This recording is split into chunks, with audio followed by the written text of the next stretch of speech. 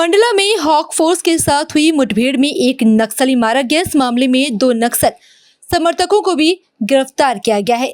IG Balaghat Sanjay Singh ने सोमवार को प्रेस वार्ता में ये जानकारी दी। मंडला के खटिया थाना क्षेत्र के कान्हा नेशनल पार्क में 8 मार्च से सर्च ऑपरेशन चल रहा था।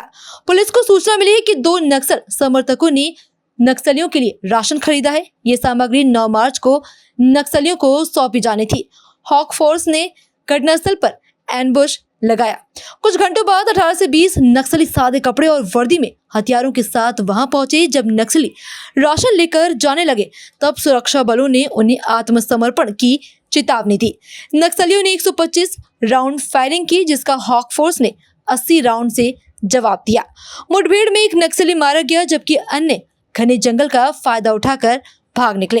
मौके से 315 बोर का हथियार बरामद हुआ है। क्षेत्र में अन्य नक्सलियों की मौजूदगी की आशंका के चलते सीआरपीएफ और हॉक फोर्स सघन तलाशी अभियान चला रहे हैं। तो आज के दिन केवल बोरमदेव एरिया कमेटी बची है। जो खटिया मोचा एरिया कमेटी थी वो 2019 में डिसबैंड हो गई।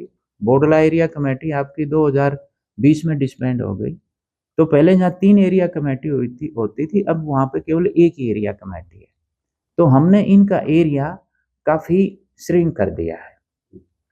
जैसे अभी जो अपना मंडला रायपुर हाईवे है उसके ऊपर जो बोडला एरिया कमेटी होती थी, मूवमेंट होता था, अब वो नहीं है, अब वो समाप्त हो गई है। और खटिया मोचा एरिया कमेटी और बोरमदेव जो 2 होती थी, उनमें से भी उनकी भी संख्या कम होने के कारण खटिया मोचा वो भी बोरमदेव एरिया कमेटी के साथ ही घूमती है।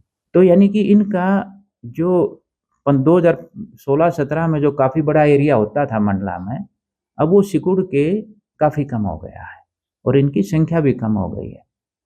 हाँ, ये ज़रूर है कि अभी पिछले 1 साल में जो बस्तर में काफ़ी बड़े-बड़े एनकाउंटर हो रहे हैं, उससे ये ज़रूर हमारा अंदेशा है कि भाई वहाँ प्रेशर बढ़ने पे कुछ लोग इधर आ सकते हैं।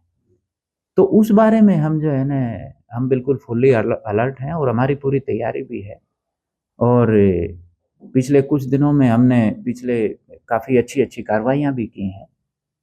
तो हमने इनका एक्टिव एरिया था उसको कम किया है, इनकी संख्या को भी कम किया है और आगे भी हमारी पूरी तैयारी है कि हम इनको यहाँ पे पैर नहीं जमाने देंगे।